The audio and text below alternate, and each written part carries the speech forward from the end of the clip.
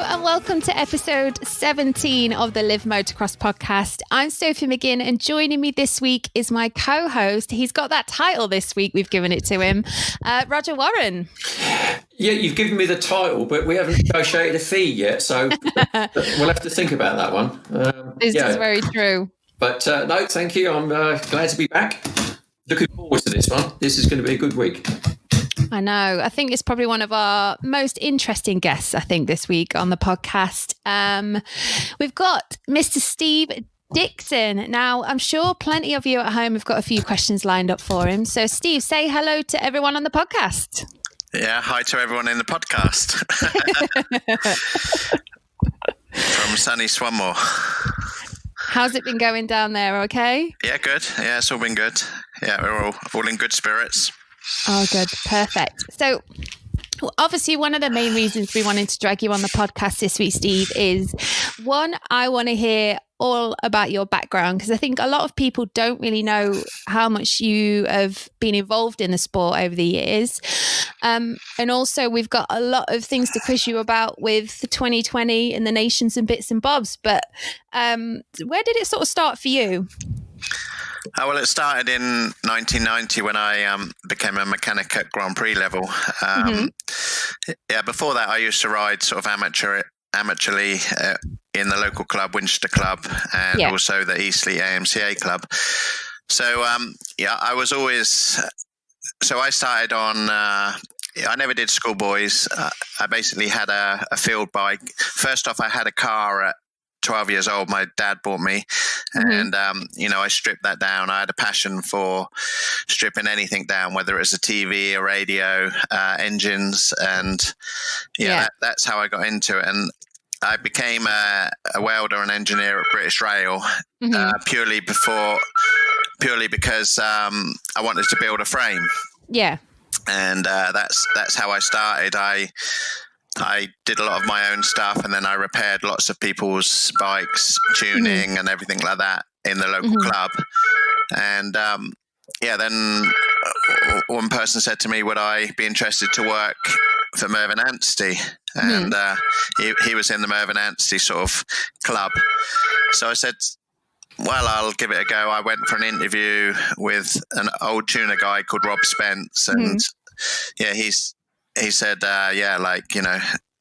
good for the job. And then I'd also sort of had good contacts with Yamaha. As I was an amateur, I'd sort of developed a subframe for the Yamaha, so it was detachable, and I sent it to Yamaha, and they sent it to Japan, and I think it came out really like 5 years later on the bike. So I knew Roger Harvey just from going on a Yamaha training school. I was just passionate about sort of all the technical side, and and then Roger ended up asking me questions about preparing for a beach race, and I got to know the Yamaha mechanic Steve Goodyear, and then Steve Goodyear was a mechanic for Rob Herring the sort of year before, and this scene was new to me. I'd never done sort of GP mechanic or anything, so I was still working at the railway, and I told Steve Goodyear that I'd been offered this GP job, and he said to me, well, I didn't know you wanted to do that. I said, well, I've never thought about it. I mean, he said, well, there's a job going at Yamaha in, next year with the rider. So I said, well, maybe I'll go for that.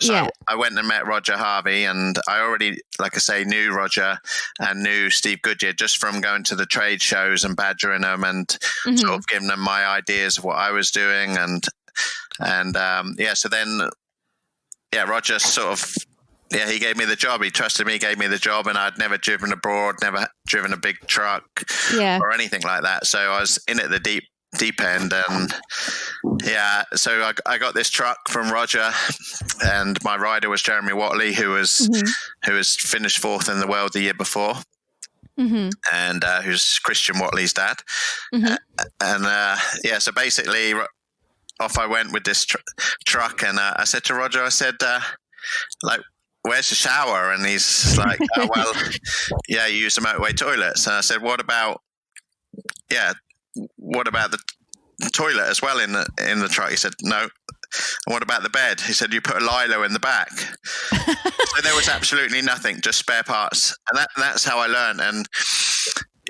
yeah, I said to Roger, I always rib Roger now, and he'll tell you about this. Because like now he's in charge of like the sort of one of the most illustrious sort of teams, HRC, with their double deck hospitality. And I say, Roger, I said, like, you come a long way. You wouldn't even let me have a cooker or anything. He said, well, I taught you the hard way, and look at you now. You've lasted this long because I taught you. I was hard on you. Roger was a really good guy. And that's how I sort of got into that. And quickly then, had sort of good success. They trusted me a lot, and I, had good success. And then I worked with some riders. We won British Championships, races, etc., etc. Then in 1994, there was cutbacks, and they asked Roger to do two jobs, basically be in charge of marketing and as well as the race team. And Roger decided to step down and take a job with Suzuki. So there was no manager's job. So I had to become, as he got made sort of redundant from that role, there couldn't be a manager as such. So I became team coordinator, and this is 94. And so part of it was just me and Paul Mailing. He was my rider for basically 8 years. And so in 94, we did well. We won the Nations with Paul. That was that was a big feather in my cap because he hadn't done well, and so I wanted to get into the Nations with him, and so I suggested we run a 125, and that's what we did. So I built a bike. We went up against all the 125 riders in Britain because Paul actually rode a 250 that year, and so everyone questioned why we should be considered. So we went and did some races. We won those. And so Paul got onto the team, and he went 1-1, and we won the nation. So that was, if I hadn't put that effort in to suggest that, then who knows, history. So wow, that's my little story. Then it sort of carried on, into another area. We had good success with Paul and Carl Nunn and all those things under Yamaha UK. Then Yamaha UK in 2001 said to me, look, we need to cut back on the GP team as a country. Would you be road race coordinator and motocross coordinator, for Britain? So I said, that's a lot. Well, no, that didn't faze me. I said, I've just built up all the workshop and everything like that, to sort of compete at the top. We were winning GPs, and it was just the budget was sort of, cut. Back then there was a lot more budgets in each country, whereas now it's more sort of from Europe or Japan that each manufacturer sort of distributes their budget. So anyway, so they gave me the choice to either pay me a retainer type salary for running the team, and then I had to go out and get my own sponsors, or I could sort of be on the payroll to be a British motocross manager running the teams, advising the teams, and also road racing. So I opted to stay in the GPs, and that's when I went out and got sponsors like Bike It and stuff like that. So that was like the next phase of how my team sort of has evolved. And then the next sort of, so through that chapter we had wins with Billy McKenzie, Andrew McFarland, Brian Jorgensen, and we won British Championships again. And so then that led further down the line where we were getting sort of support from factory, from Rinaldi. We were sort of a factory 250 team with Billy, with McFarland, and those type of guys. Then that led to the next stage where we had in 2009 when we had, I don't know if it was 8 or 9, it all rolls into one now, but the next sort of, how I say, stage was when we had Martin Barr and a couple of other riders, and they were all injured. So, and Martin wasn't sort of performing very well. So we got Zach Osborne over. He was sort of injured at the time, and he was sort of a bit cast out over there in America with Star Racing. And Ashley Kane happened to be over there and spoke to him in a coffee shop and said, "Look, why don't you pop over to England and have a little sort of few weeks there and see what you think?" So that was Fox Hill, Steve, wasn't it? I remember his first race. Yes. Yeah. I remember you said to me, "Come and meet our new rider," and we went in there, and there was this little chubby American guy who no one had ever heard of, and you said, "This is Zach Osborne," and if I remember correctly, he got on the podium that day. Yeah, he did. Yeah. So he, Zach came over, and he ended up staying 4.5 years until he aged out of MX2, and we regularly keep in contact, and he's forever grateful for the time he spent here and the experience, and we took him to GP wins as well.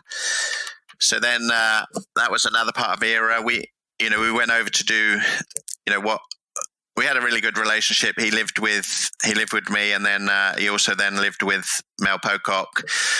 And everyone sort of got on really well. And he said to me in 2012, "Look, next year I'm going to go back. I'm going to go back to America because I'm not ready to go MXGP yet."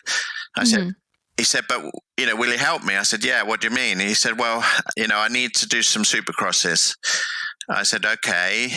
I said, "So what do you mean then?" He said, "Well, can we do some of the the AMA?" I said, "Well, okay, yeah, they're sort of January, February." I said, "Okay, let's do a deal then. Let's do 4 races and say, let's come back." So that was the plan.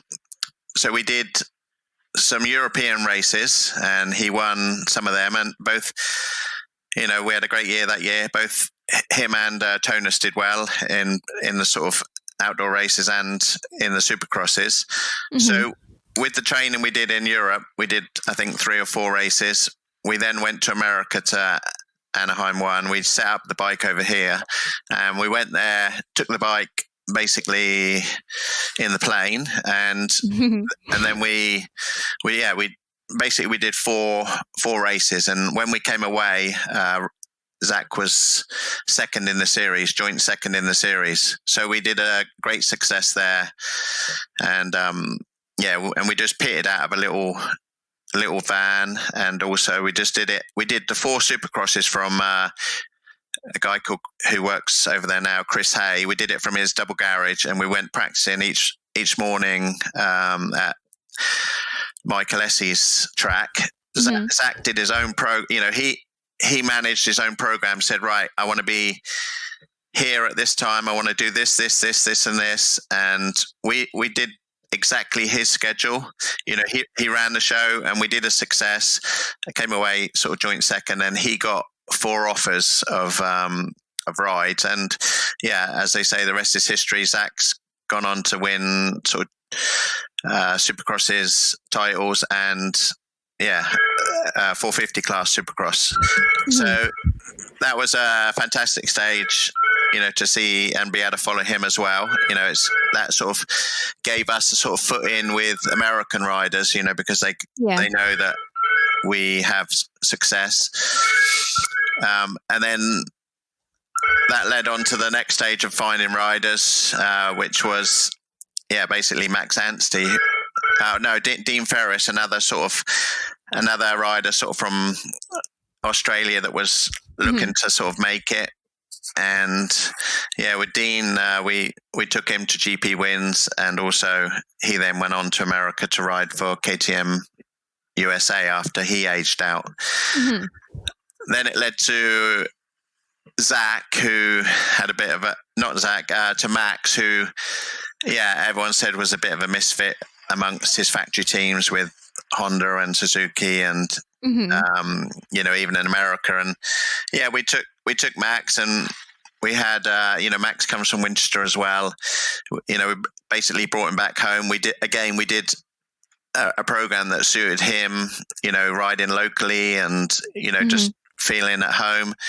And in his first year with us, he had sort of GP, he won Lommel. It was a very difficult, he had podiums at the beginning of the season and then a double win. He won his first Grand Prix with us at Lommel, which then led to the change. So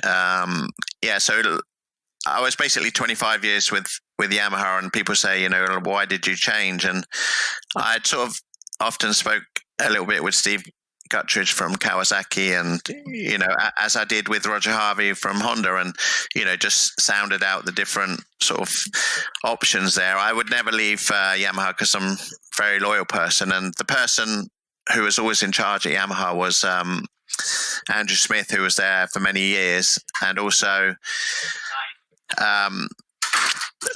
Lawrence, who was in charge of Europe. So everything was, they knew me, they knew what was going on. And in 2014, the bike was reverse cylinder, it was new, and Cosworth said to us, that it's going to take quite a few months to develop to be where our 2013 bike was.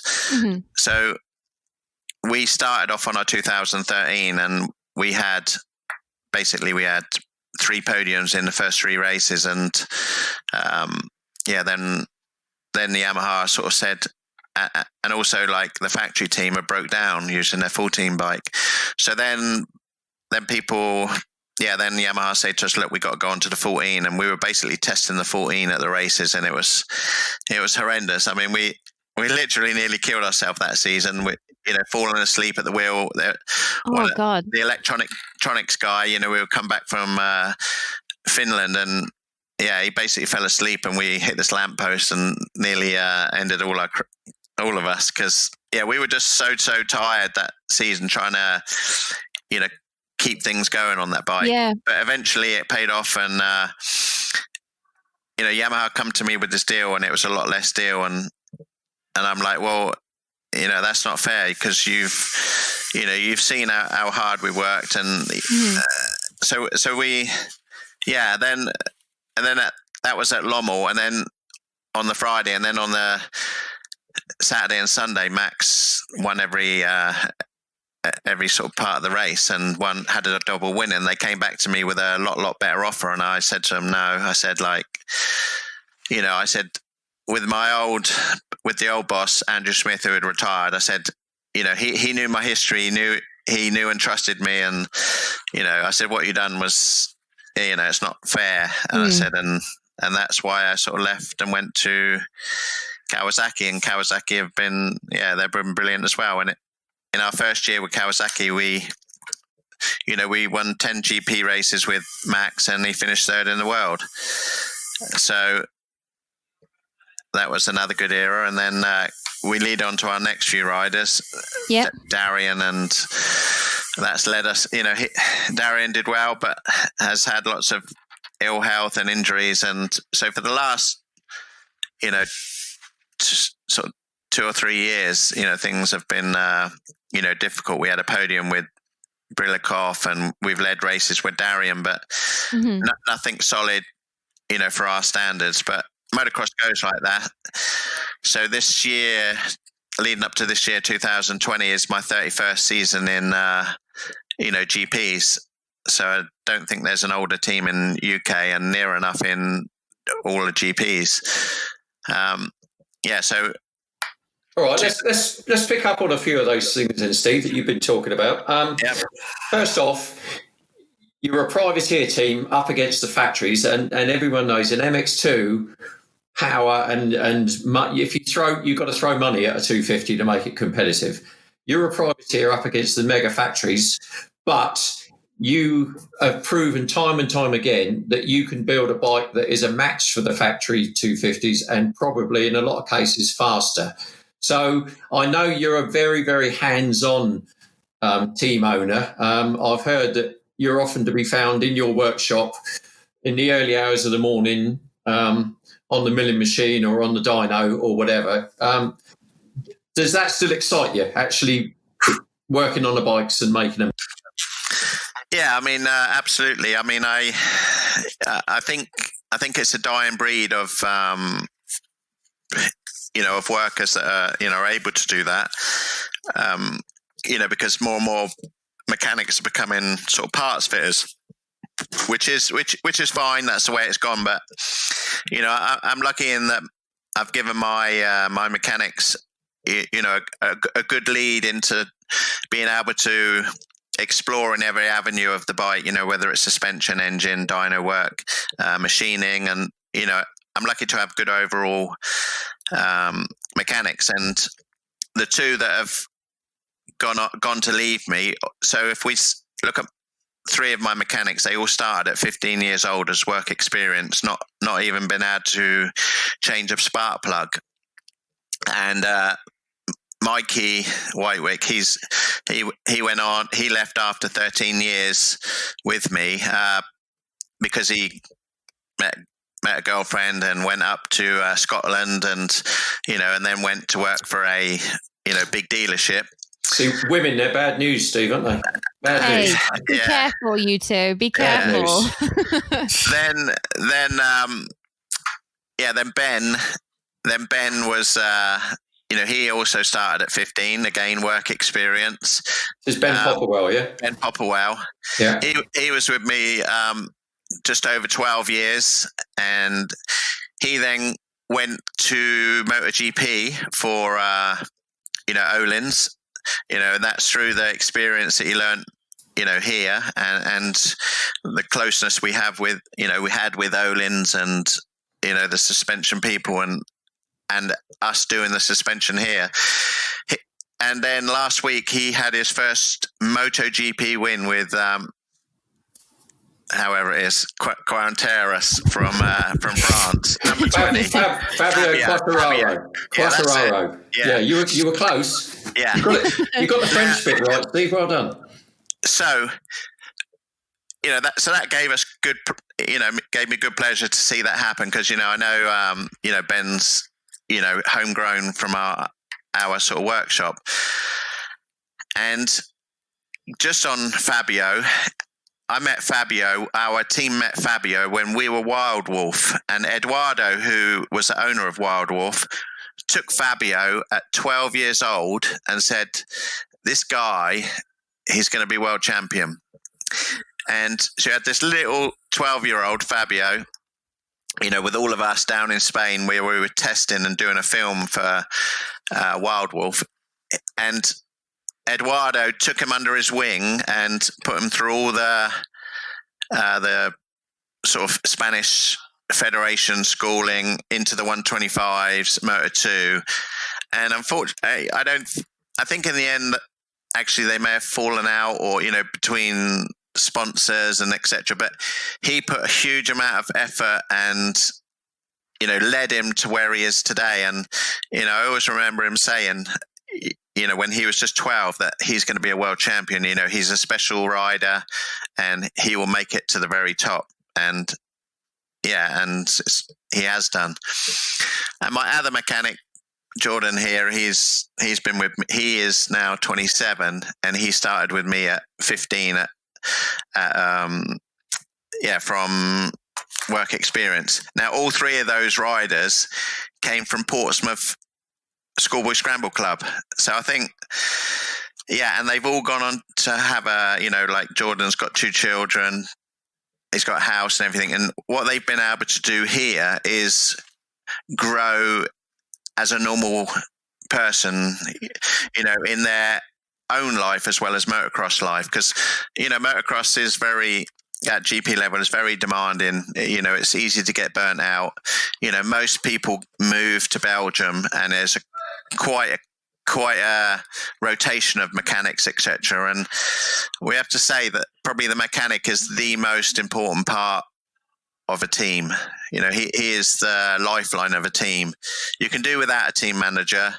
You can't do without a rider, but a rider needs a mechanic, to operate. And, I think that's probably why they stay so long, because I value so much of what they do, and they know what to do. And I think getting the right mechanic is a huge, huge asset to a team.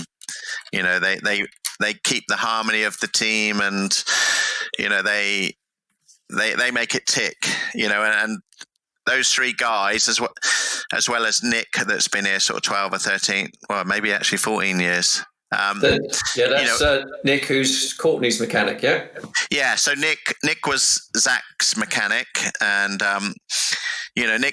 Nick knew us from he worked at TGI's, and he just kept on at us say, let me come and have a go, let me come and work for the team. So he came and he did hospitality, and then I didn't know that he was also a welder and was into bikes like beforehand. So then we trained him up, and he did he was mechanic for Zach when he won the British Championship and did the GPs. Then then along came marriage, and he's had his child Mackie, and they've been able to do that, and now he does all our machining, and still does work on the bikes back here, and then he does Courtney's 6 races, because he has a home life, so as a balance he does just the 6 races with Courtney. So I think that's our strength, in that we have a good base team here, which enables us to go against what you call the factory teams. Although we have good backing from Kawasaki, and our deal is direct with Europe, and we have a good feedback from Japan, and via Steve Guttridge we have a good connection there. And with our connection with Cosworth, I think we have a solid base. Yeah, we'll come on to that in a minute with Cosworth, but I was saying before you came online, I was talking and saying that I remember 2 instances. I mean, first of all, I know that Zach Osborne makes no secret of the fact that yours is the fastest 250 he's ever ridden, and he's ridden a few factory bikes. Yeah. Secondly, I was saying that I remember the instance Nations at Toyshantile 2012, and Andrew McFarlane whole shot by a good 30 metres against the 450s. That was Dean Ferris, yeah. Oh, sorry, Ferris, yeah, sorry. Yeah. Dino Holt. In fact, people were saying that can't be right, but it clearly was, because you passed all the tests, and Dino whole shot that by a country mile. Yeah, I mean, how Cosworth came about was basically with Zach. He kept blowing up, let's say, our factory bikes, and at that time it was by Rinaldi, who have the factory deal, and they supplied the engines, and Zach kept sort of. Yeah, they wouldn't stand up to the test of time with Zach and the way he revved, and so. Basically, Zach said to me towards the end, like, if we can't change, I'm going back to America. So I had to give up our factory support to follow Zach, because he said, like, I need someone to build me a bike so that I can ride it as Zach Osborne, not I have to ride it as they want me to ride it. This is how I ride, this is how I rev it, and build me a bike around me, and I'll win you races. And that's what we did. And so I immediately sort of started searching for British manufacturer in pistons, and there was a couple of them, and I ended up going to Cosworth, and it was just the right time that they were wanted to get into the motocross market with their piston sales. So at that time, they sponsored us heavily with all the development and also free product, and and it was a huge amount of money that was really involved in time, and to be able to have a tap into that technology and see how they do things. And they don't need to know about motocross to build engines, because all their technology is far higher than that. And so that connection was and still is a strong part of our team, and that's we've learned a lot from them. And that's why has nobody else gone down that road, Steve? Because Britain's known for Formula One technology in Formula One. Why has no other manufacturer looked down that route? It's an obvious one, isn't it? Absolutely, yeah, and I think it's just the sheer cost of it, and we were lucky to get that cost, free of charge, and so we're already on that bandwagon of how to approach things and it's taught us a lot. So we're not afraid of where to sort of spend our money on parts now, and quite a few people, they say, oh, our bikes blow up, etc., and actually it's not that very many times, and two, it's because we've been around a long time, so you're going to have that, and it happens in Formula One a lot, in all sorts of things. And one of the things that we don't like to break down, but obviously when you're up against a factory team, and there is only one factory manufacturer now, and that is obviously KTM, which comes under the umbrella of Husqvarna and also Gas now. So you're dealing with a company that is has their bikes a year or two in advance, so have ironed out all problems beforehand, whereas the difficulty presented to most all the other sort of teams is that you're working with a current year bike and you're developing as you go along, and with the off season so short and things so difficult to get made in that off season, because it's very busy when you're trying to use motorsport manufacturers, like Cosworth and that, because they're making for MotoGP teams, they're making for Formula One teams, they're making for rally, and also they're developing for road cars, etc., and also military. So those sort of places are far and few between. So you're in a big queue, and most of those things sort of take 3 to 6 months to get developed and made. So that's one of the biggest struggles or disadvantages over probably, let's say KTM and that. So we managed to do this, and one of Max Anstey's sort of famous quotes is, I would rather push a bike back after leading than constantly finishing 4th or 6th. He said, at least I know I can be up the front with those guys. And, we don't aim to break down. No one does. Not in Formula One, not in MotoGP or anywhere. But when you're trying to push, a production bike, because we have to remember that these bikes are the bikes that are in the showroom, from Kawasaki, or back then it was Yamaha. They're not, they don't come in a crate from Japan and say, this is a factory bike. It's like, yep, that's the bike that you get in a showroom, and you have to work within those parameters of a standard bike and build from there. So it's an enjoyable challenge, very much so, and I enjoy every single day coming to work, and that So you are on the very edge of the technology and the performance capabilities of those bikes, the 250s. The easy option would be to run a 450 where you don't have to do that, but you've chosen to put your efforts into the 250. Yeah, I mean, I'm not against. I could work well. We've worked well with 450s. It's just the 450 class is, more about established riders. So there's also some wealth that we can bring to, riders, of our experience. But when you're working in MXGP, the riders are, one, very expensive, which can only be handled by, the factories. Two, they require a huge amount of personnel. Again, that can only be handled by the factories.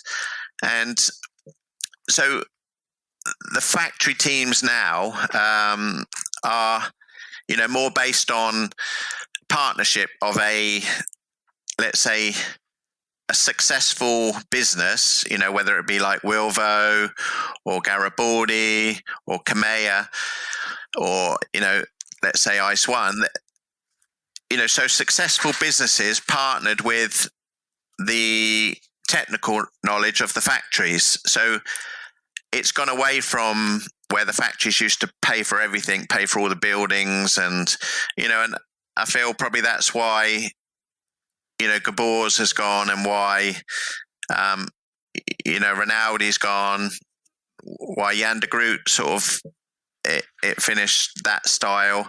So that's how I see the modern MXGP class, which is a perfect fit, I guess, for the factories, because they don't have the budget they used to have, but they need to be racing at the top level. So it's a perfect sort of partnership. And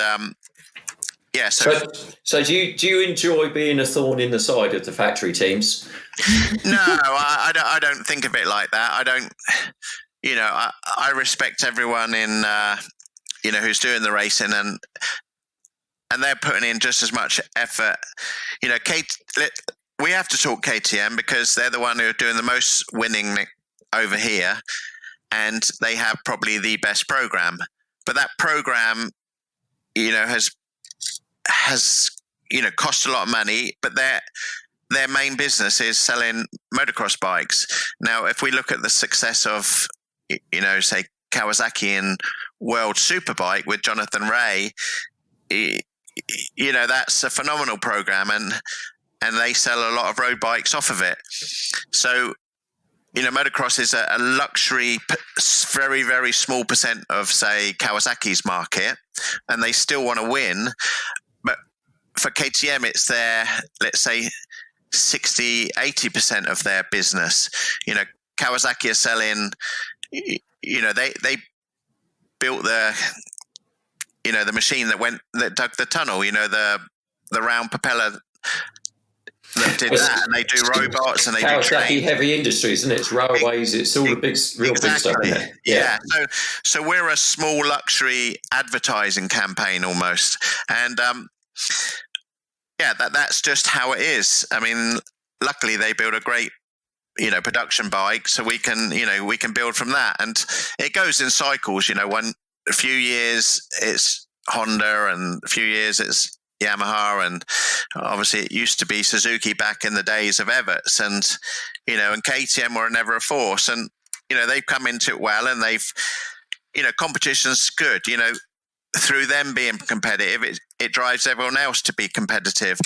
But their program is, like I say, their main advantage is, to me, is that they have a bike a year or two beforehand, so they are ironing out any issues constantly at the highest level, and that's the stuff that we would generally struggle with, is time that you're actually developing in real time, meaning the season that you're in, and part of the success of the latter part of the Cosworth years was because the Yamaha had stayed the same so long, so it had evolved, and we didn't need to do those seasonal changes. It was finely honed, and that's why you saw anyone that jumped on it, whether it be Michael Lieb, Dean Ferris, Andrew McFarlane, all of those, they were just able to jump on it. Tonus, Zach, and just have the success.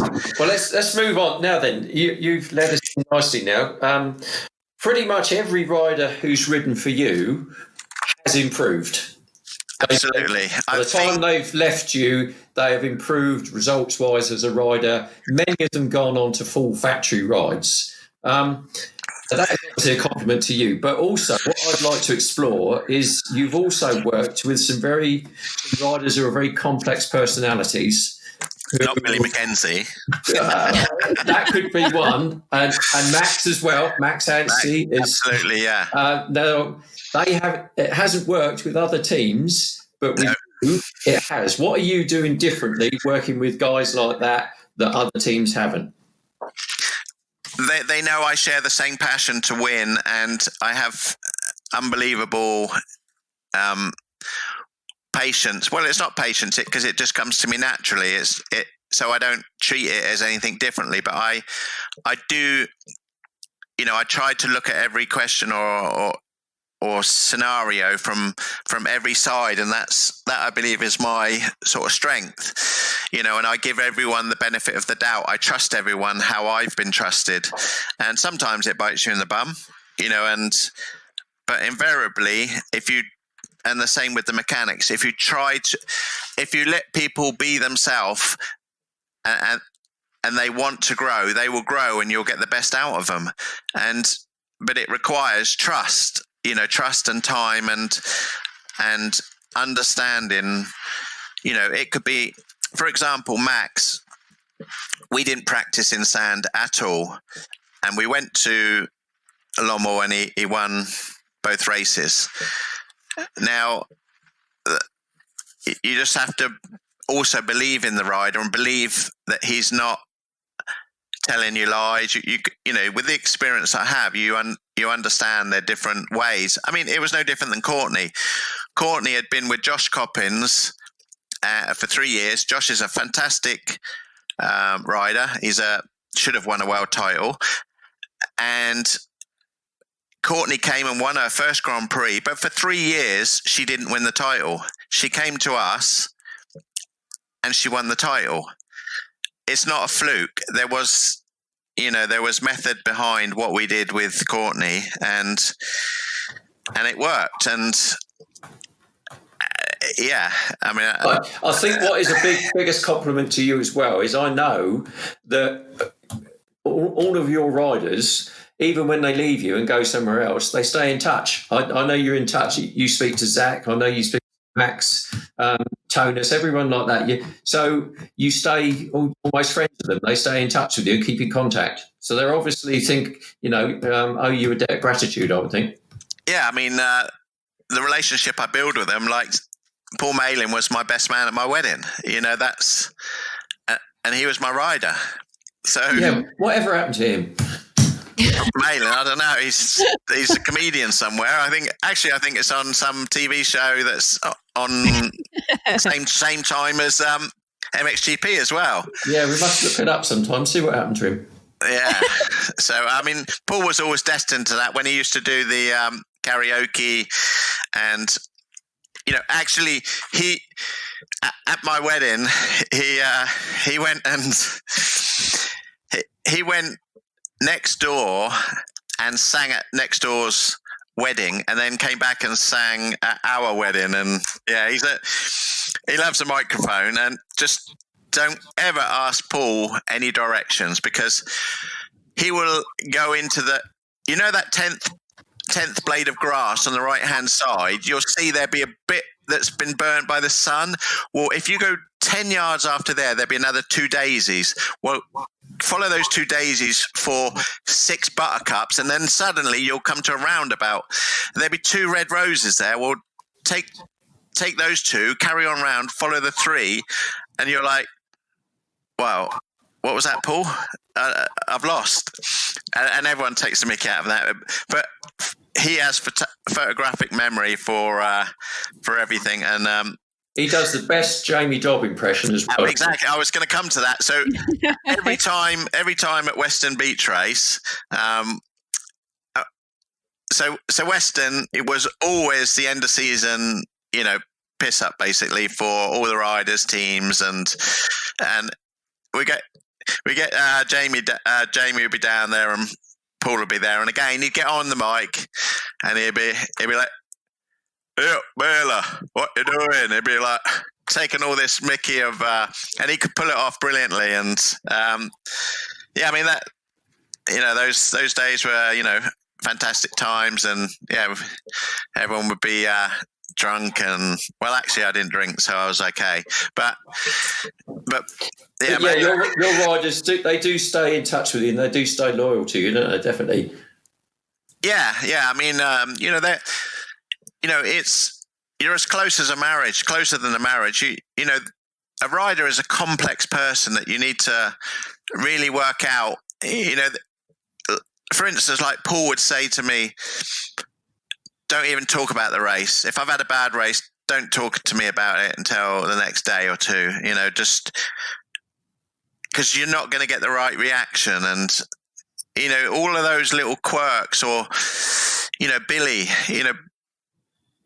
Billy was, it was like a little wired up sort of spring, and you had to, know exactly how you were sort of handling them, not to sort of be mollycoddling, but you had to really, really sort of understand them, and that, they are complex characters because, as I say, they've been a schoolboy, and they suddenly come out of schoolboys, and invariably they've missed school because they've gone to weekend races, etc. And then suddenly, the next day, they're a professional. But no one's taught them to be a professional. They are just expected to be a professional. They haven't done an apprenticeship. They haven't gone on to college to learn how to be like an accountant or anything like that.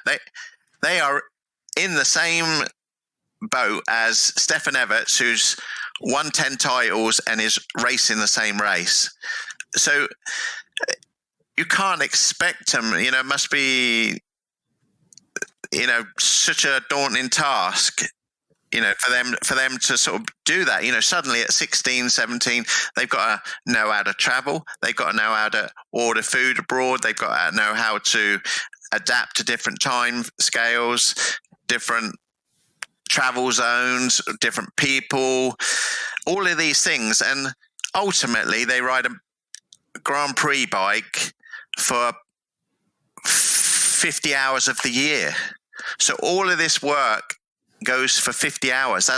You're on 20 times 2.5 hours. That's what you're doing Grand Prix for. So everything is to channel into 50 hours of work. That's what counts, those 50 hours. And when you break it down like that, they have a lot of time. They have a lot of, because outside in the real world, you make allowances for a 16-year-old kid. You don't in motocross, do you? No, absolutely not. You're an apprentice. Oh, yeah, like go and tell him to go and get the glass hammer and, the tartan paint and, go and get me that long weight. Well, it's not, you don't have that sort of banter in motocross that you have.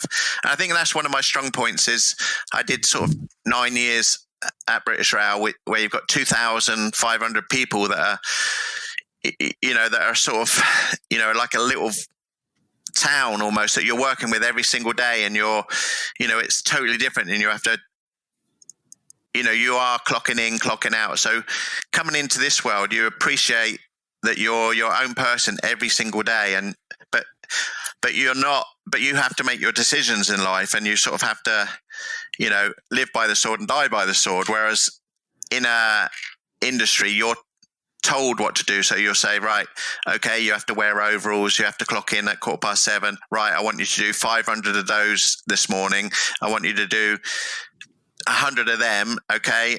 And then you go home, you don't think about work. You go and do whatever you want to do, and, do stuff for the weekend. You look forward to the weekend. Here, it's you.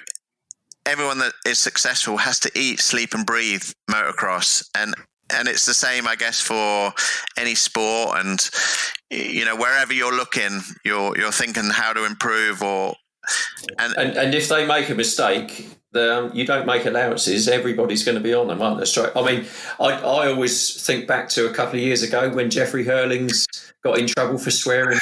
He was a 17-year-old kid. He just had a very traumatic race. He came across the line and they put a microphone under his nose. It was always going to happen. Always going to happen. That was, we were involved in those volatile times with Jeffrey, with Billy and. That's what I mean. Outside, if a kid did that outside, you'd make allowances for that. But they don't get that luxury, do they? No, absolutely not. And I get on well with Jeffrey now, and you need those sort of characters as well. You need the bad boys, and everything can't be sort of by the book. You need just sort of Wayne Rooney's and Georgie Bests and the likes of that, and your Graham Noyces of motocross.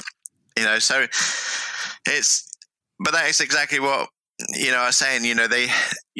that you've almost got to be a babysitter. You've got to be a mum and a dad, and you've got to be everything to them. And it's difficult because a rider generally has a very, very low attention span. They do their races. They generally get irritable if they're not eating, and they're about themselves. Because typical teenager, basically. Pardon? Typical teenager. Well, yeah, probably a little bit worse, because you have to understand that anyone that is successful has got to that level of motocross has something special within them. And to be successful, you have to be selfish and you have to be sort of self-centered. They may not think that and they may not appear that, but any successful person has to tread on toes to get to the top. And so you constantly have to deal with working out how to work with these egos and work with these type of people, because we have to say that MX2 riders are young, and that's part of the complexity of working with an MX2 rider, is that you're not dealing with an established rider that's let's just say Clément de Sales knows his program, knows what his family time is, knows what his training time is, and you've got someone that's young that wants to ride all the time, wants to be doing this, wants to be doing that, and and that is not as bad as having a baby, and you've got to constantly keep them entertained. But when they're away, they need attention, and sometimes it's difficult for the mechanic, because the mechanic's got to work, and then the rider's like, let's go down to the beach or whatever, or let's go and do something, and then they hang around and then they annoy you, and they're fine, but you know what I mean, they're irritable. They need to be doing something, because they are not, I don't mean special, but they, like I say, there's something special in elite people, whatever they are, to have achieved that standard. They've gradually got to the sort of, let's say, the cream, and they are all complex characters. And another thing that you have to deal with is on those youngsters is invariably they haven't had girlfriends. They've had quite a strict, let's say, weekend upbringing. They don't have. I'm wondering where you're going with this one, Steve. Now, I'm racing ahead now. but generally, they've led quite a strict, life with motocross, school, missing some school, doing nationals, etc. And and especially around 15, 16, when other kids, 17-year-old, they're out on the town, they're partying, they're going down the pub, buying clothes, meeting the girls, and that's all that's important to those people. And then you've got a motocrosser that's got to almost live like a saint. I can't go out because I'm training. I can't do this because I'm training.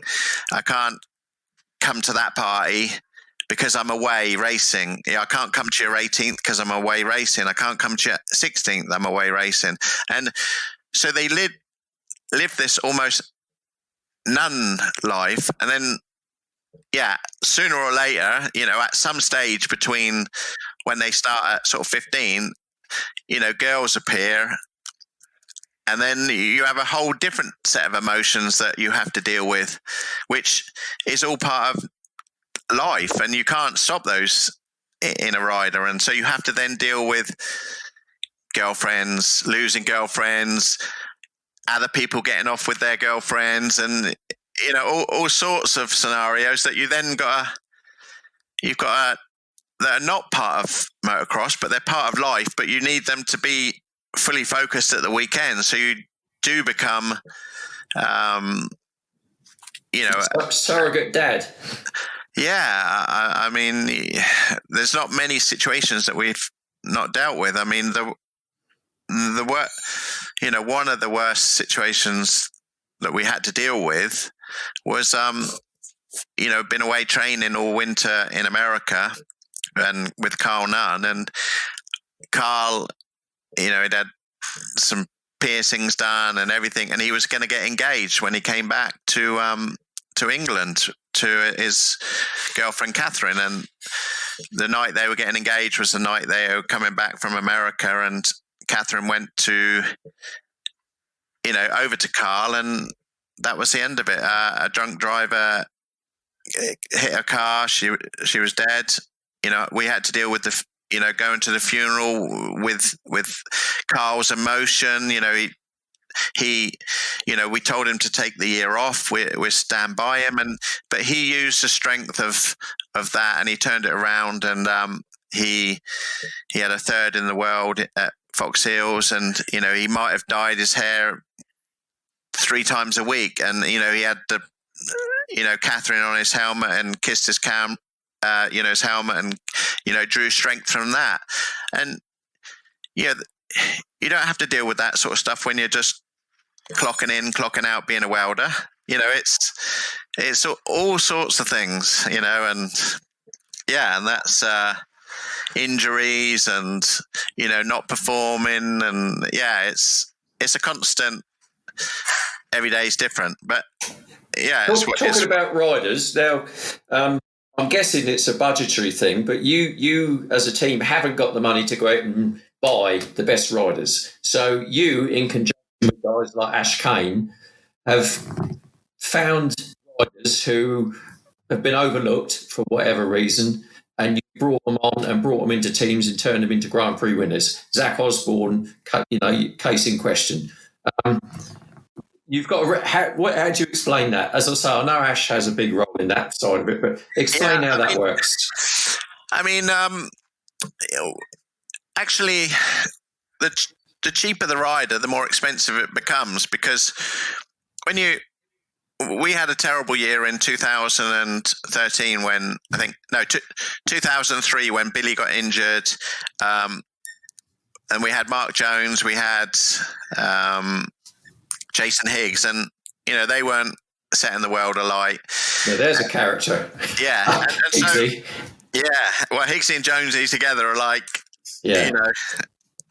so you're dealing with those things. So we were like almost an all-time low that in 2003, and so we went out and we got a new wagon, bike. It came on massively, and we went out and paid for Andrew McFarland, and we bought him from Kawasaki factory, and that worked.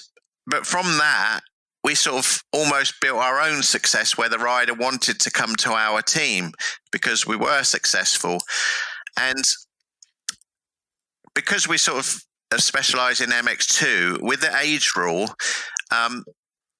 There's not the riders around, there's not one rider that you would go out and it is worth a lot of money. When I say a lot of money, I mean, hundreds of thousands, because by the time they've almost made it, they've got to go to MXGP. So it's not like you can go and buy a Tonus anymore or a Zach.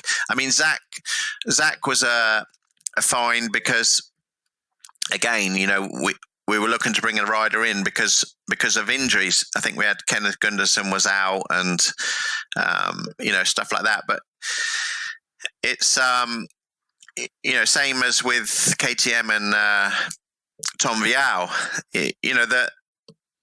The riders there are lurching, ready to be taken on. And it's, that's more of the nature now of MX2.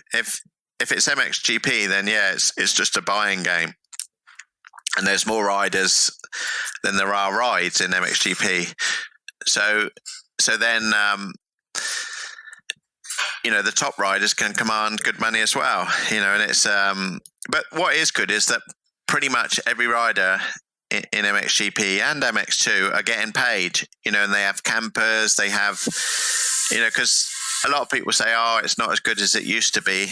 Well, Paul Malin was second in the world with me in 96.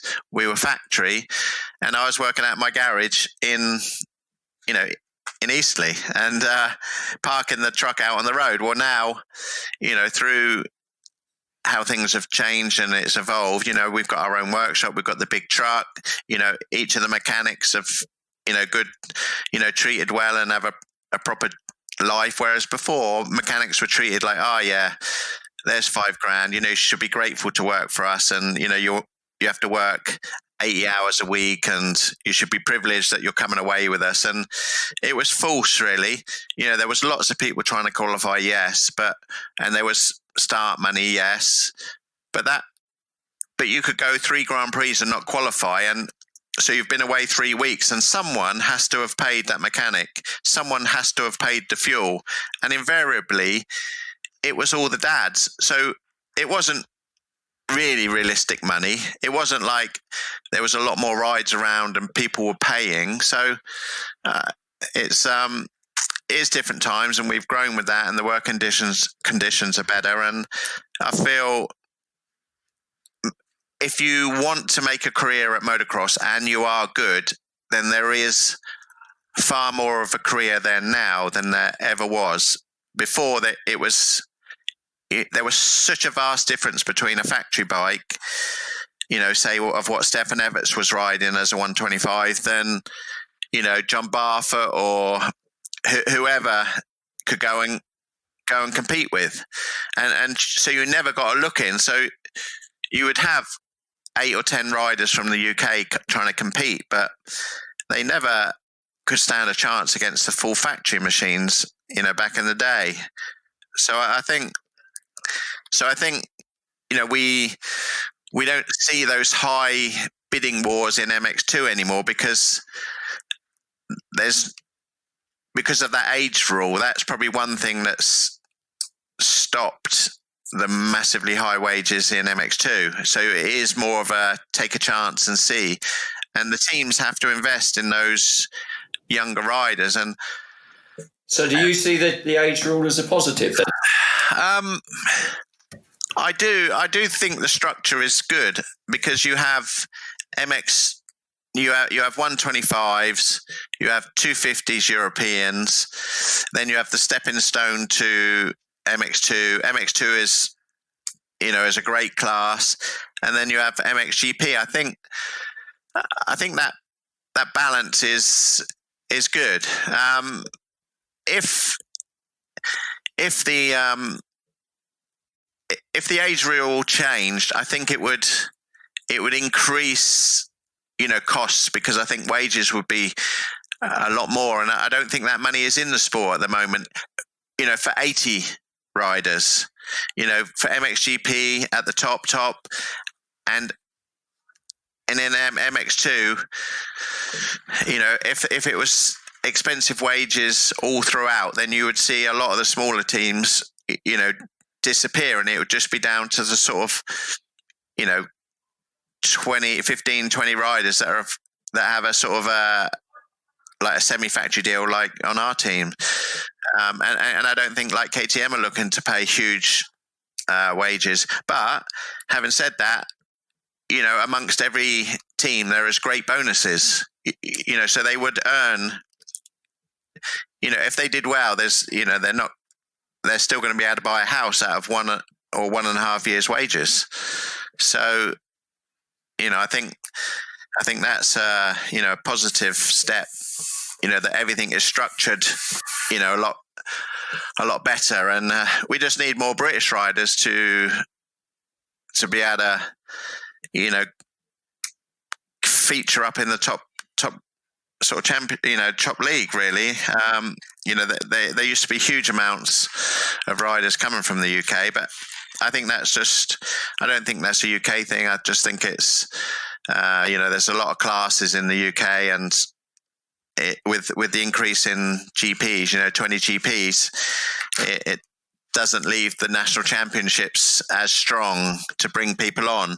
But but there is a path through the European, and I think if you look at, say, Eddie J. Wade and that, they're starting to come up through, and I just think at the moment we're sort of suffering from a period where people didn't really sort of invest in sort of going to the Europeans, whereas the riders from Belgium and Holland and Italy have, they have a very small national championship, say 4 rounds, and they're in February. So they are all searching to do the European Championships. Whereas here in the UK, we have probably the healthiest championship, because even our riders in the UK are getting fairly good money and able to make a living. So whereas, in France and Holland and Italy, I don't see that they wouldn't make the money, say, like Tommy Surleys or Jake Nichols or Martin Barr or those, or Brad Anderson. They couldn't make a living doing their own national championship. So that says something for the British scene, but it takes away from our youngsters, wanting to do, go to Europe. Say riders like Taylor Hamill, probably if they were pushing the Europeans a lot more, then maybe they would have come a little bit further. Whereas by the time they get to knock on the door, they're too old for MX2. It's and it's difficult for a GP team to take, to invest in a British championship rider, because if you're away 20 races a year, then you can't give a good service to a rider that's based in the UK. You have people like Rob Hooper and that can do a lot better job. And Lee Webber, at Cab Screens and those sort of things. So it's difficult, but it seems to be getting better for some of the British youth. So sort of moving on to, I say more current times at the moment. Run us through a little bit of how you got involved in running the GPs. It seems you've done a lot across the years. Yeah, so I've run 11 Grand Prix and 2 Motocross Nations. And I've worked for you on every one of them. Yeah. So again, the plan was do I get a watch or something soon? You will do, yeah. We'll arrange that. Yeah. So go back to the GP. Well, I never, looked to run Grand Prix or had any thought or ambition to do that. It was the fact that for the British teams, the British Grand Prix is a massive event. For us, we used to bring 300 guests from Bike It or Yamaha to the British GP at Fox Hill, and it was fantastic. End of story. Didn't look any further than that. Then the sort of GP became a bit volatile. A couple of years with bad weather. Then John Horler stopped. Then there was no GP, and then there was going to be So then, people start to lose interest. Then there was the GP of Isle of Wight, which was fantastic. That, which we thought, this is great. We've got a new home. It's all going to start again. Yeah. So we had a lot of guests there, and so did other British teams. But then that didn't. So then, unfortunately, Rob Bradley, who ran the team, it didn't work out. He stopped doing it. Then there was going to be no Grand Prix in 2005. So I looked, I said, well, we need to try to resurrect it. This is, Britain's a joke regarding GPs. So I teamed up and I ran, brought the GP to Matchams, was successful, but it was too big for the area. And as it happened, Mark Chamberlain ran at Isle of Wight, so we had 2 GPs that year. Then, sorry to interrupt, but interestingly, if you look at the biographies of riders like Stefan Everts, you will see when they say favourite tracks, they list Matchams Park. Well, I think I have because I'm so involved, I like to make sure that everything is as good as we can make it, and obviously Matchams as it wasn't going to be the right venue, but with Johnny going in and doing the track, it became the right venue. So, and it was new to them. So that's why that was a success. And, it was good, close racing. The track was sort of great. But obviously, we weren't able to go back to that track because of environmental issues and that with Dorset Council, etc.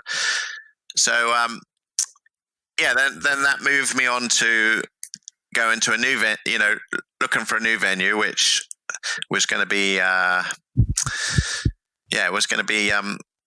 take the GP back down to Farley Castle. So we had meetings, and that's what was going to happen. And we also got awarded the Nations for 2006. So then we went to Ernay and was at the Nations, and I was like, oh my God, this is so big. Like, because 2004, I think we was at Zolder and it was really small and not so many fans. And then Ernay sort of broke the mold, going back to big crowds. So we went to Ernay, and everything was all logoed up, for the dates. I think it was 23rd and 24th of September 2006, Farley Castle. We had promotion girls going around and all sorts. Anyway, then I went back to Farley, and I thought, you know what? If we run the Nations here, we will lose Farley forever, and then I'll be like the bad guy. So we had to sort of, pull out of that and say, look, it's not good for Farley. It's just going to ruin it for other people that use it. And that wasn't our aim. Our aim was to sort of keep the GP alive. And then, as I say, luckily we got awarded the Nations. So, I then went searching for ground, and I looked at Winchester, because I come from Winchester. I looked around and looked at the big bowl area where they have Boomtown Festival, and I thought that would be perfect. So I went and met the farmer, and he said, well, you can't really do it there, but I have another field. And that was the field, and I brought Johnny along, and then we built the track, and the GP was fantastic. We had fun fair, we had bumper cars and everything, and Caroli and all those guys were at the fun fair, and it was fantastic. Then we ran the Nations, and that was just off the limits. There was so many people. There was something like 60,000. Did that take you by surprise, the scale of attendance and everything there, Steve? Because no one was expecting that crowd, really, were they? No, there were 60,000 people. They were turning people away. Genuine 60,000, not a made up. That was genuine. It was absolutely, phenomenal. It went so successful, and then it became like, disaster. Because I remember that morning, race day morning on the Sunday. Paul and I started the proceedings off, and we were sort of bigging it up, and I remember.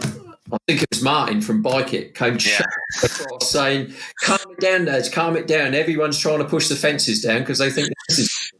Yeah, I remember. Yeah, that was... I remember there was like £20,000 worth of advertising hoardings around the track, that Bike It had done. And looked lovely. And if you look at all the photos on Saturday, they're all there. And then on Saturday night, wow. It was just chaos. People were going down in wheelie bins. They pulled all the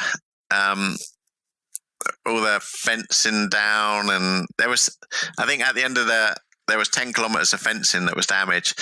I think we had to get the riot police in. There were 70 riot police, and it was just everyone having a good time. I had to get on stage, and they were playing I Predict a Riot, and I had to get on and plead with the people to stop it. But for everyone, it's like a memory of, let's say, I don't know, what do they say of Glastonbury, or it was an all-time great, never to be repeated. I don't think it will ever.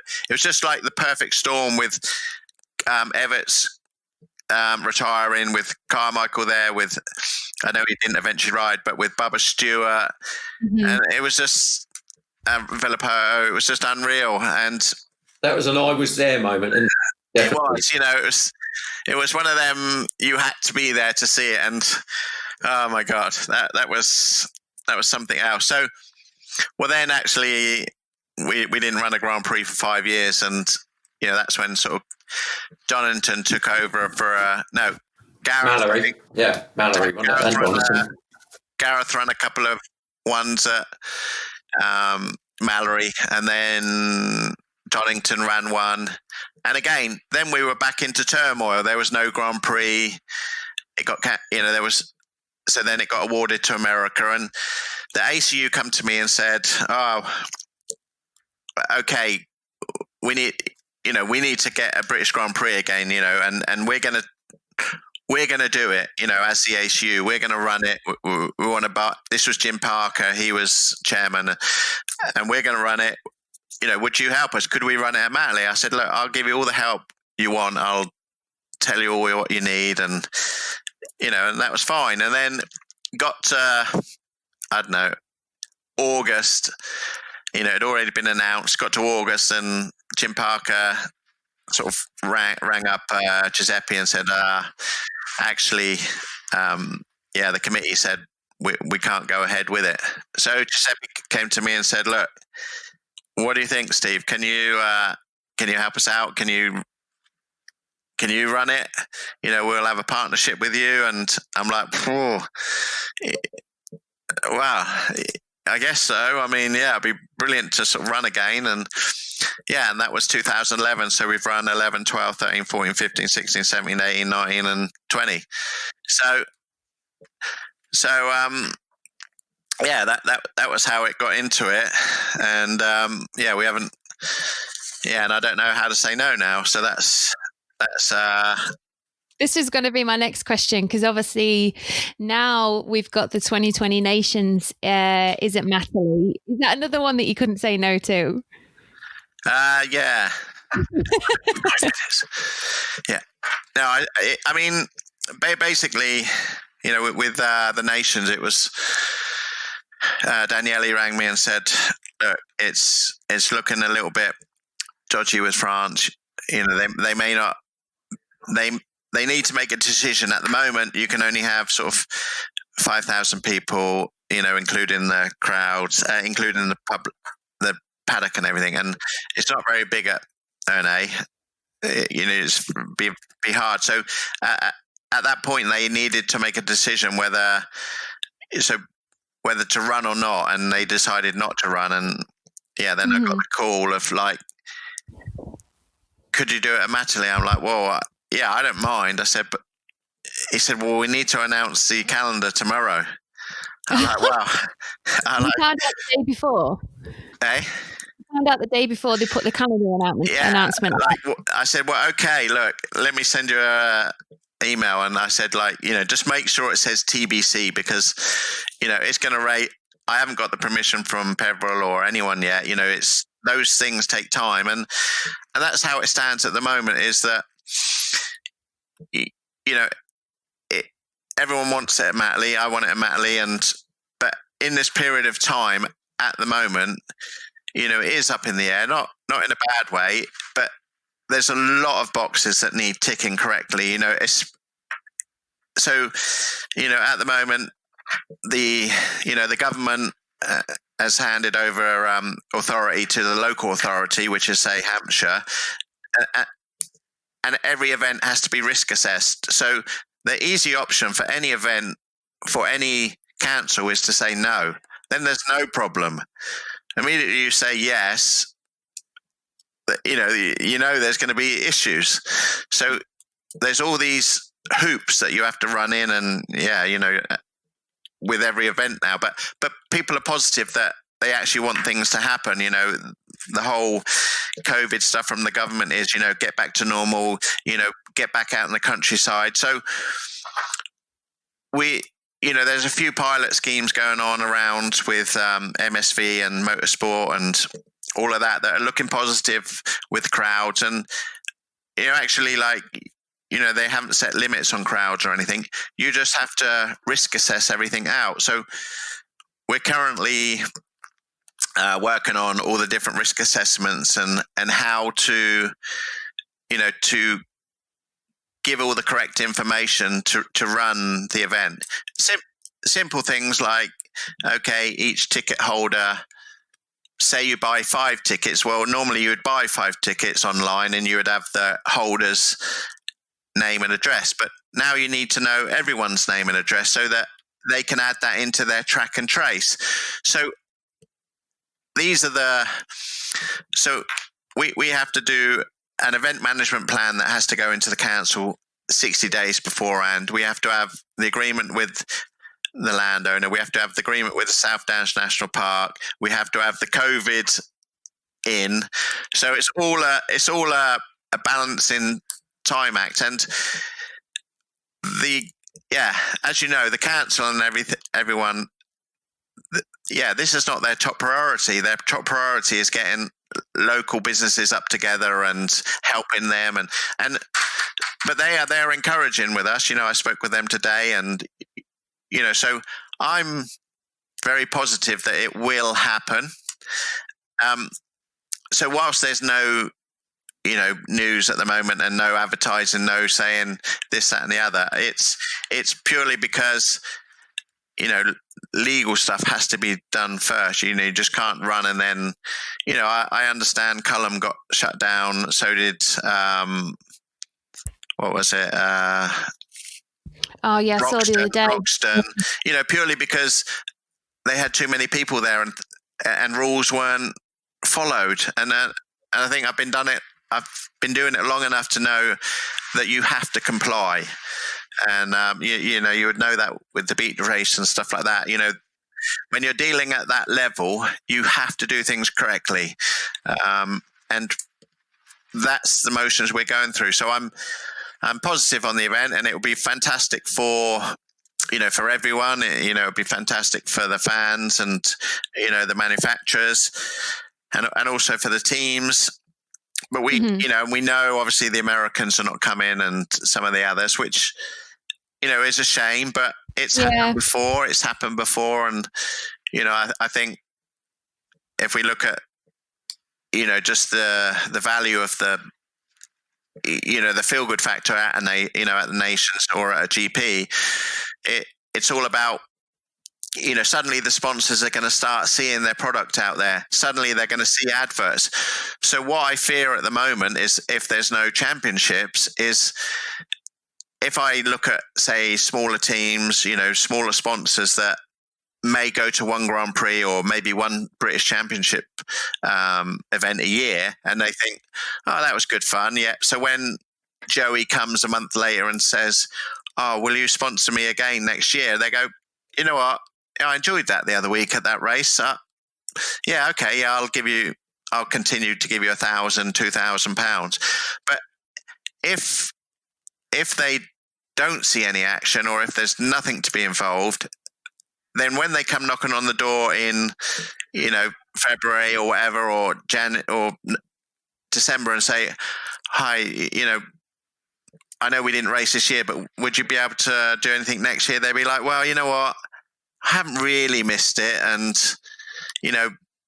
so I think I'll give it a miss this year. And I wish you the best of luck. And I think we just need to have something out there so that everybody has a little lifeline to go by. Because actually the motorcycle industry in this shutdown has done well.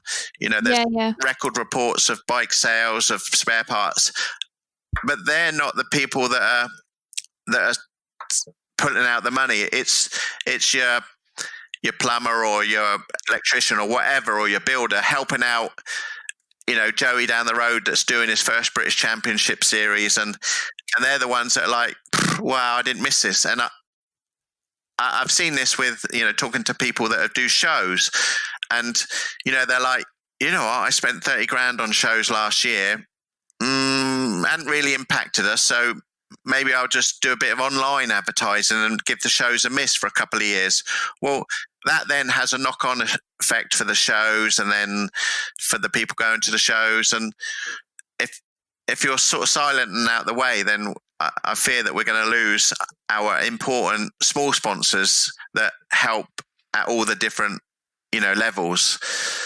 And I say you only need one good meeting, and then you got a good feel good factor. And I think that's what is important to sort of the races in the UK and around Europe, and also for Grand Prix. Everyone needs something to look forward to. I don't think people are looking at championships as a real championship.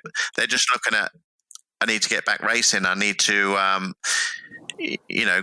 think if it did run, people are so starved of watching racing, they would flock there, and you'll get a massive crowd. Yeah, hopefully.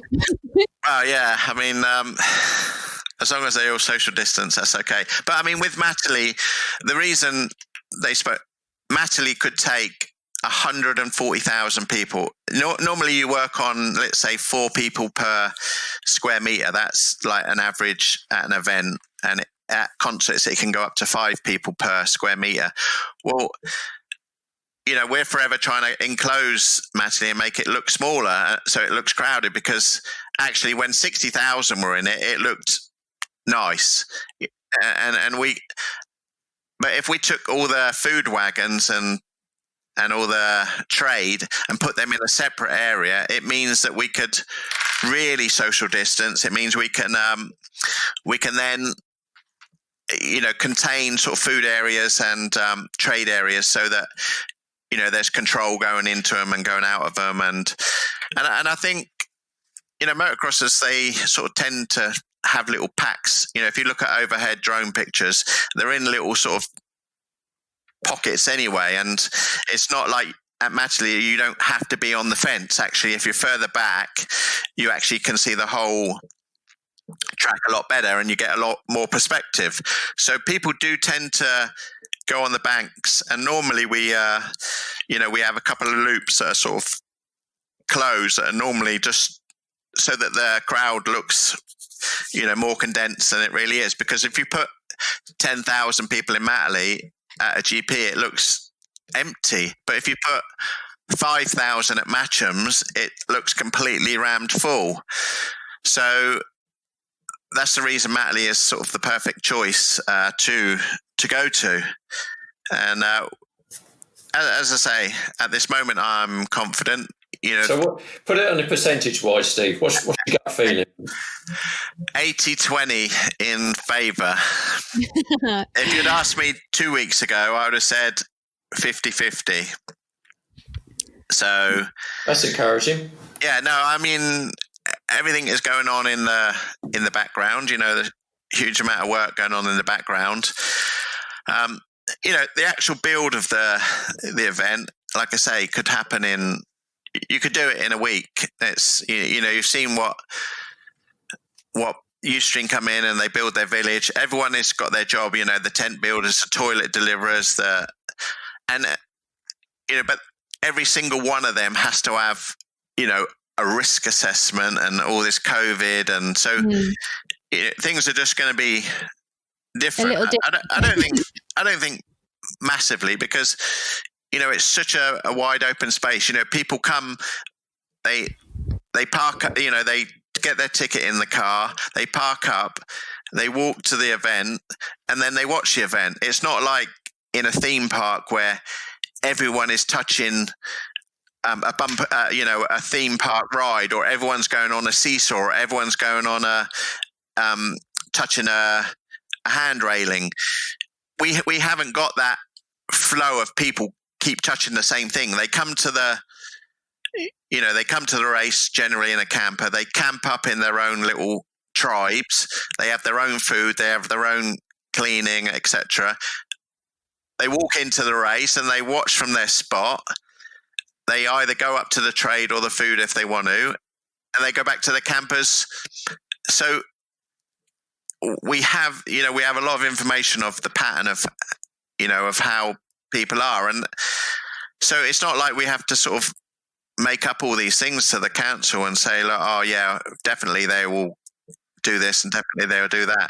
And I think the public at this stage, 5 months down the road, they're social distancing and all these sort of things is second nature. It's not like you're going into an event and suddenly it's like, you're not allowed to do this, you're not allowed to do that. In everyone's social distancing now, I don't think anyone goes by the rules. They go by their own feel. If you go into a petrol station and you see someone walking towards you, you sort of stand to the side. You don't like brush by them. You naturally have been nurtured to do that over these last 5 months. And I think that's the sort of, that combined with a huge outdoor space. I don't think there's any real problem. And it's not like, so I don't think we need to convince a lot of people in that it's possible to run with social distancing. And that's if, who knows in 8 weeks' time what the rules and regulations are. But I don't physically see it as a problem. Maybe they can't go into the pits. Maybe it's got to be treated as a separate, let's say team side and public side, and all of the council and the government are interested in is the public side of things, because us as MX Events and the teams have a duty of care to make sure that each van has their own sort of little bubble, and they take care of themselves. You're not everyone's not putting themselves at risk anyway, because they don't want to catch it anyway. Yeah. So ultimately, like with any event now, you're dealing with the government and with the councils, whose easy and quickest option is to say no. Yeah. So you heard it here first, ladies and gentlemen. It's gone from 50-50 to 80-20. So it's good. Yeah. And then maybe tomorrow it's 90. No, I mean, so I'm positive on it. I don't think we have a bad program in place. We have a very good program in place, because, like I say, it's not rocket science to go from your car to inside the venue and hold up your hand with a wristband. You don't, instead of having one queue of 1,000 people, you have 5 queues of 200 people, 100 meters long, and you bring them in a lot bigger space. And it's just all about numbers. And numbers are, when you've got an open area like Matterley, those numbers are easy to sort of work into it. With a stadium like, I don't know, Wembley or whatever, there's only X amount of exit. You can't put in a 20-meter gap, to get people in. You have what you have. And luckily at Matterley, we have sort of multiple entries, multiple road entries, and you could have 5 car parks all entering 2,000 or 3,000 people in an hour, and it's the job done. So I don't know, we'll keep. I've not got my fingers crossed. It's just work, that we have to do to satisfy, all the correct people that we could do it and not put public at risk, and and trust that the people coming to the race aren't, have their own agenda, that they're not ill, that they haven't got temperatures, that they know how to social distance, and you're never gonna sort of make it foolproof, but you need to eliminate, and at the end of the day, this would give a lot of local businesses, for toilets and showers and fencing, it would all give that. Some of those the only job they did was Matterley in March, because their whole festival season has gone. Yeah, of course. And it's important that whole industry, which is the event industry, also gets itself on its feet, the same as shops. And it's difficult for pubs and everywhere that are experiencing sort of just opening their gardens to punters, and it's difficult. So moving slightly into next year, is there anything that you have got going on with the team for next year, or is it generally sort of rolling over from this year? Anything different? Yeah, so we're excited that Kawasaki have brought out a new bike, new electric start, and I think it's a really good base. So we're excited, that we've got that, and that's going to help us in our sort of quest to sort of beat KTM and those guys. And we're currently sort of on the search for maybe adding another rider to our team. Some of our sponsorships increase for next year, and it's looking like we'll also have Bike It back on on the team, because they've done well. And again, Bike It as a sponsor have been with me 25 years, and it's you get when you've done those amount of years, you get used to sort of different things that happen, and you've got to look at the long term of things and not just sort of year by year. So we're looking positive for next year. It's we're happy going into next year. And I think the only thing is we obviously don't know again how this carries on into next year. It could be all going again and we all be back on lockdown, but who knows? Well, that's it. I mean, and you say that this year's pretty much going to run into next year, isn't it, race-wise? Absolutely. I mean, that's that's one of the things. We're running into sort of November, December, which is the off season, and then suddenly it goes into development and all that. It's going to be difficult, and it's going to be quite strategic to how you plan. For next year, because you don't get the new bikes until shortly, and then obviously funding wise, a lot of sponsors haven't sort of paid this year because we haven't raced and they need to keep their budget. So you think, well, okay, so I mean that's one of the things that we've been doing. A lot of sponsors weren't able to sort of pay, because they need to save their own, businesses, going into next year. So that's been going on. So we diversified into doing a lot of sort of private work for local sort of riders and stuff like that. And that's been sort of keeping things going. And Kawasaki, they've been great. They pay all the riders anyway, and all that sort of stuff. So, we're going in probably a lot healthier than normal. So that's good. And then if we have if we get the nations and that's good, then that'd be really good. But I think it will be a great event if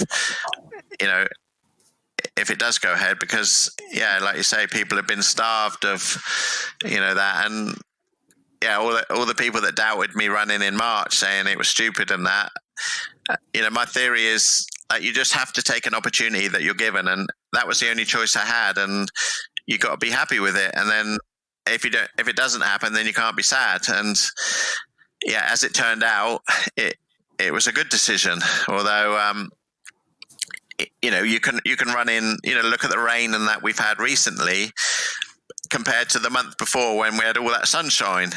So you could have been cancelling in June because of rain, or run in March or May, and it'd been a dream.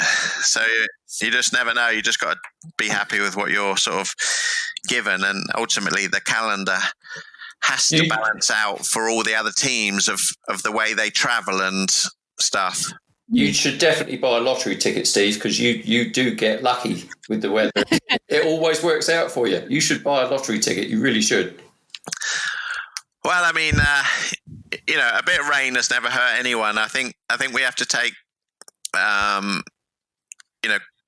sort of a bit of credit in that the site, although it gets muddy, the track always rides well, no matter what you chuck at it. The way it was designed for drainage and for water running off, the first priority was how do you run in UK and not cancel it?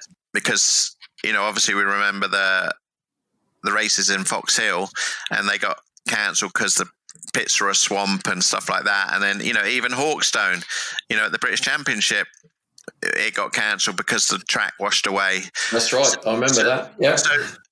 So it's number one priority is the venue of how to ensure that, no matter what's thrown at it, it pretty much can't, doesn't get cancelled, because you can deal with all the other abnormalities. And but if you haven't got a track to race on, then you don't have an event. It doesn't matter how good your car parking in, or whether you're bussing people in from town or whatever.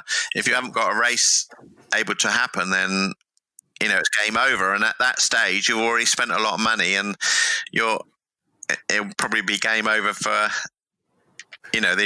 as an organizer. Well, we had 4 seasons in a day on the Saturday this year, didn't we? Absolutely, yeah. I mean, had the whole lot. Yeah, and I mean, with the skybox, it's like, that was unreal. I mean, I truly believe that we had a mini cyclone or something, a little mini tornado, because nothing was consistent, because right next to where the paddock bridge went down was the Covo bar, which had big umbrellas on that, and that didn't move. And then 2 easy ups went down when they were connected to 2 others, and the pit lane stayed up and the skybox went down. And it's always easy to lay blame and stuff like that, but with the weather and that, it's you can only do so much. I mean, the weather is the most powerful thing. It takes houses down, it turns towns into rivers. You can only do what you can do to try to be safe. And that's one of the battles of an event, or anything that runs outside, whether it's it doesn't matter what. You've only got to look at all the flooding. You say, why should flooding happen? But you can only do so many defenses for towns and everything. And you'll never beat the weather. It's too powerful. This is it. I reckon then, Roger, that'll probably round up episode 17. What do you reckon? It'll round up 17, 18, 19, 20 and 21, 22, 23. This has been one of the longest shows we've done, but I have to say, probably one of the most interesting as well. I knew this was going to be a good one, so and it's proved that. So thank you, Steve. It's been enlightening. Yeah, no worries. I'm never one to hide things. Well, maybe we can get you back on. Probably we'll catch up at the Nations and maybe get you on another podcast. Yep. So that'll be no problem. Definitely. Well, that rounds up episode 17 of the Live Motocross podcast. Make sure you subscribe to us on iTunes, Acast, Spotify, wherever you listen, to make sure you don't miss an episode. Make sure you tune in.